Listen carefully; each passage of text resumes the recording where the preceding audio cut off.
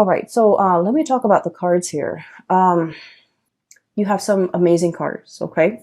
So first of all, I'm looking at the cards like this.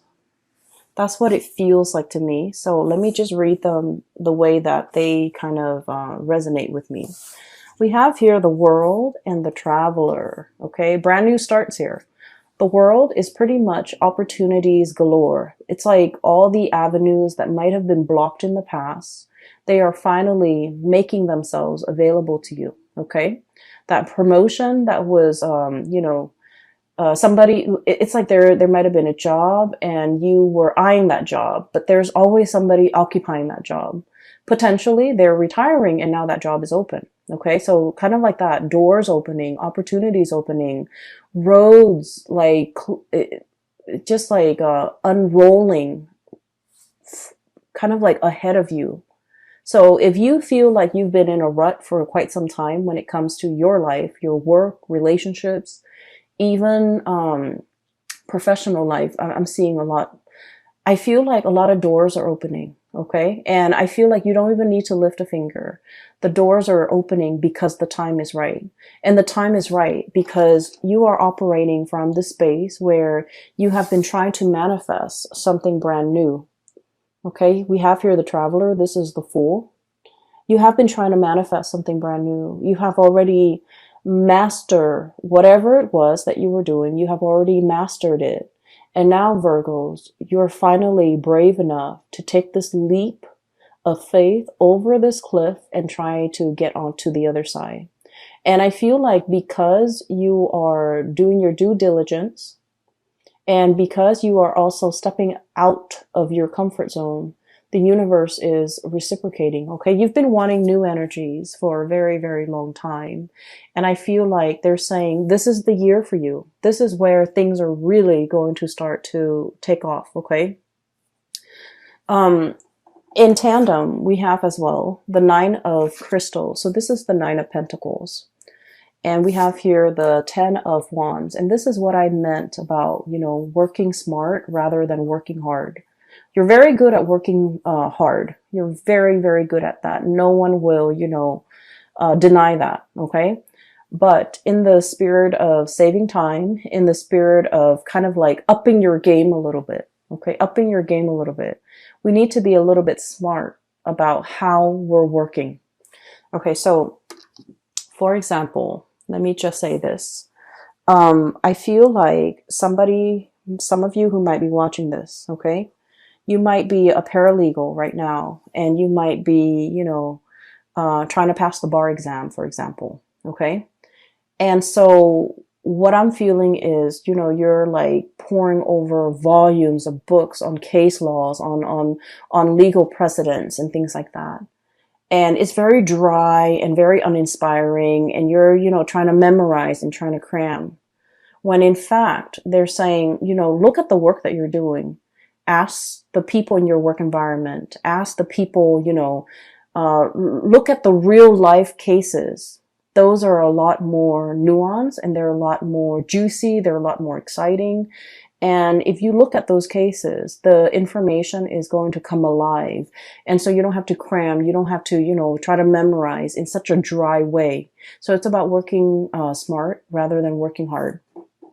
So the spider here, okay, and the spider, they weave their web, okay, and a lot of the times it gets destroyed, right? Humans like come in and shake them away, or insects or whatever animal that runs through the forest.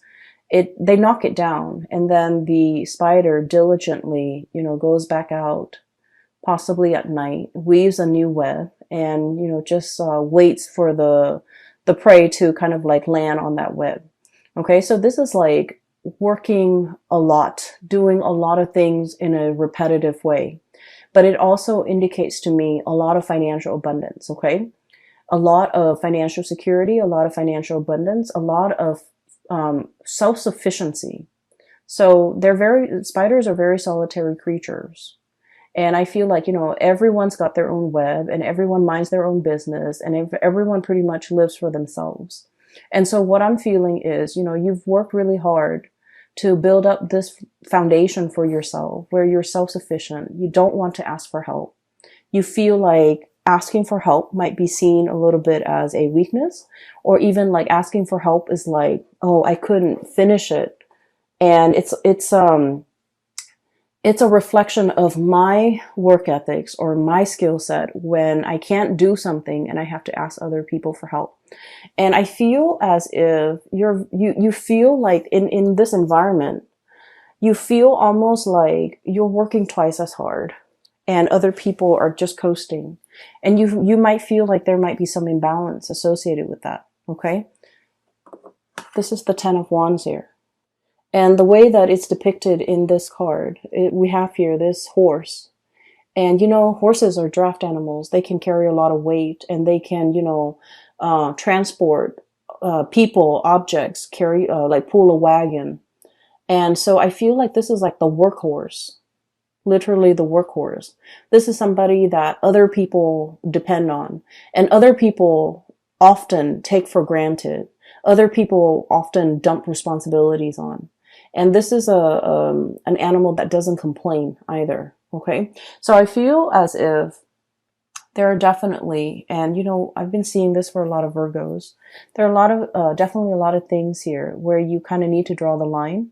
You kind of need to be a little bit crafty about how you can tell people to back off and, you know, give you your time and respect your space. And at the same time to kind of like take care of themselves, like learn to be self-sufficient. You know, it took you a lifetime to learn to be self-sufficient. Why can't they do that themselves? So I feel like, you know, you might feel like it's not fair. You might feel like it's, your responsibility now, or it's like, falls on you, or it's incumbent upon you to, you know, pick up the burden for other people. And I feel like in a way that's not very fair. And I feel that in the past, you might have been very much about, you know, wanting to serve others, being in the spirit of service. But I do sense for the month of February, you have drawn some boundaries. You have, you know, drawn your line in the sand, demarcate where you would chip in and where you will not, because I feel like your energy is a lot more free. This is like saying no to people and not feeling guilty, Virgo. Telling people, you know what, I only have 5 minutes and I need to, you know, use the restroom. I can't help you. I'm sorry. You know, things like that. And doing it in a way where you don't have to feel bad about it. You're not guilt-ridden over not being able to help somebody. You're not guilt-ridden over like not bending over backwards for another person when in fact they are clearly capable. And so I do sense there's a lot of like shedding away the mental and emotional baggage. And a lot of it has to do with the fact that you've been working for other people, serving other people, helping other people, a lot of people. And I do sense like you do it because, you know, you care about the people, right? But at the same time, you start to understand how that drains your energy, how that depletes you, how that disallows you from doing things that you want, how that really cuts into your time, how that really, you know, kind of like sidetrack your plans, and how that really affects your emotional well-being. And so we're coming from this space where we have like, you know, the deep dive in emotion, where we might feel guilty if we have to say no to people, where we might feel like, oh, well, I have an extra 5 minutes, you know, I can help that coworker, I can help that boss, I can help that person, and things like that. And I feel like you do take a lot upon yourself. And this is the month where we need to kind of like do us, focus on what we need, and not let other people's problems emotionally burden you. Okay. Learning to say no and feeling like you don't need to be apologetic for it. So this is really nice, crisp, refreshing energy. You're leaping towards the future of your life. Okay. So what is coming through, I feel for many of you, there's a lot of movement and travel here. Okay. And this is like seeing the world. traveling to another country, learning about another country, meeting people from different cultural, linguistic backgrounds, meeting people who are very, I also feel like, you know, people who are like major players in their field, like being amongst the people who are the movers and the shakers in the world. So if you're, for example, in law, I see a lot of lawyers, paralegals, and people in the law profession. If you're in law, you might meet like a very famous judge. You might meet an attorney or somebody, a prosecutor who's handled like a very famous case. So I feel like there's a lot of rubbing elbows with, you know, people who are very well respected, well received in their field, in their profession. And I also feel like in some way, they could be a launching pad for your career or your professional life. Okay. Not in a way where we're like using them to, or ride their coattails. I feel like what they're telling you is like golden material, great advice, or even like they're opening your mind up in a way that will really streamline the work that you do, that will really make you reassess the work or the way in which you've worked in the past. And I feel like they're going to shed some light into your life about working smart rather than working hard. Okay. So you have some great new awakening here, as well as revelations, as well as, you know, a lot of help and guidance, physical help and guidance coming through from other people. And this is great. Okay, so I feel like many of you are traveling. So I'm seeing here clearing up some time in order to travel. I'm seeing here the Traveler and the Two of Cups. This is the Two of Cups. It's the dove. It's really sweet. I feel like for some of you, this is like traveling for your honeymoon. You know, traveling as a couple, traveling for Valentine's Day. It's Valentine's Day in the US.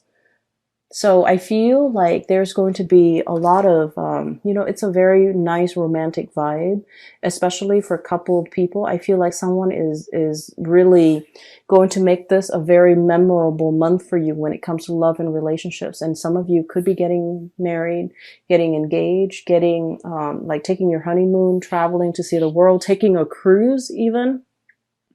I'm feeling, and it's going to be really, like, I'm hearing breathtaking sights. Okay. So if like it's a cruise, it's going to be very refreshing, very, the scenery is going to be quite beautiful. Okay. So I'm seeing that, and I'm really happy to see this for you. So there's a major transformation here. We have the cicada and the Two of Shells. So this is about transformation in a love relationship. Okay. Transformation in a love relationship. And what I'm sensing is for many of you, there could be like upping the ante, taking the relationship to the next level, meeting somebody that you can really get along with, or like having that sense of coming together between you and another person. So I feel as if you have been single, there's a little bit like Nine of Crystals, the Nine of Pentacles is the single lady card, right? You could be male or female watching this, okay? It wouldn't matter. It's like, if you have been single, I feel like there's a transformation when it comes to your relationship, okay? Even like taking the relationship to the next level. I'm hearing, and this is like posting on social media, changing relationship status, or, you know, posting pictures together for the very first time. So you might have been in a relationship, but never advertised it. And now you're coming public with the relationship because I feel that you're serious about this person. You know where you stand with them. They likewise are very serious with you. And so you feel that it's safe and it's stable enough to bring it out into the open, to show off this person, to be with this person, and to, you know, have the two of you recognized as a couple. I feel like for many of you, it's a big step for you guys, because it takes an earth sign a very, very long time to really fall in love and to trust in the stability of a relationship. And they're also, you guys, I feel like, are also very, very private overall when it comes to, you know, your romantic life, unless you have like very strong Leo placements in your chart. I feel like with Virgos, everything is very subdued. The relationship is very private, and you like to keep it very private. And as a result of this, I feel like this is like serious escalation in a love relationship in some capacity, because now you're kind of like seen in public with this person, making things public, okay, making a public announcement. And there will be a lot of people looking on. And I feel as well, um, there's something here that indicates to me two people who are a very, very good, solid match for each other. The Two of Cups is about, you know, friendship and harmony. It's two people who might be very similar. Okay, like same cultural background. It doesn't always have to be, but like same upbringing, same cultural background. Even if you are like racially different, I feel like there's something about your family that's very similar to their family. So, for example, if you come from like a single parent household, they might also come from a single parent household. If you know you've gone to like private school your whole life, they might have also gone to private school. If you went to law school, they might have gone to law school. So there's something very similar about the two of you, either culturally or maybe like even your upbringing or just, you know, your ideologies. This is like two people who really get along, who agree on a lot of things. And as a result of it, the relationship flows very smoothly. And there's not a lot of conflict and confrontation and, you know, childish games and things like that. It's a very enlightened relationship where two people really care about each other and they're willing to put each other first, okay? So this is really positive energy. So you've been trying to manifest, I feel, financial stability and a happy home life for quite some time. What we have here is the Ten of Pentacles, okay? And I want to talk about this card a little bit because when I saw this, I was thinking immediately, you know, like there was a drought, okay? So the Ten of Pentacles is about property, like a physical dwelling, a house. It's about family. It's about financial stability, the foundation for everything that life builds upon. So I feel like for many of you, you've been shying away from relationships. Not all of you, but I feel like for the majority of you, there is a shying away from a relationship. And I feel a lot of it has to do with whether or not you believe that relationships can work, whether or not you believe that marriage, for example, is long lasting, whether or not you believe that somebody could be, you know, that we could be committed to and in love with somebody for life. Okay. So the whole concept of like till life do us or till death do us part, the whole concept about living and sharing your space with another person and getting along with the other person. And even though you might nitpick at whatever they do, you still at the end of the day really, really love them and really care about them as a person and will do right by them. And so the whole concept about, you know, happily ever after, about moving in together, buying property, and having a marriage that will withstand the test of time. All of it has been very daunting and very, very scary. And let me just say this. I feel for many of you, you might have come from like broken homes. Okay. There might have been infidelity with mom and dad. There might have been like growing up in a single parent household where things have been hard. Okay. And so things might have been very financially hard. And your parents, you know, might have been not emotionally available because they were working all the time. And I feel like everything that you have done, Virgos, you've had to do it on your own. And what I mean by this is like you might look at, you know, a colleague of yours and they come from like, you know, a very stable home environment, a very stable like upbringing. Dad's a lawyer, mom's a doctor. And so they have, you know, really intelligent parents who are college educated, who have like years and years of schooling. And their parents not only served as like their mentor, but their parents had the financial stability to, you know, put them through school without student loans, for example. Okay.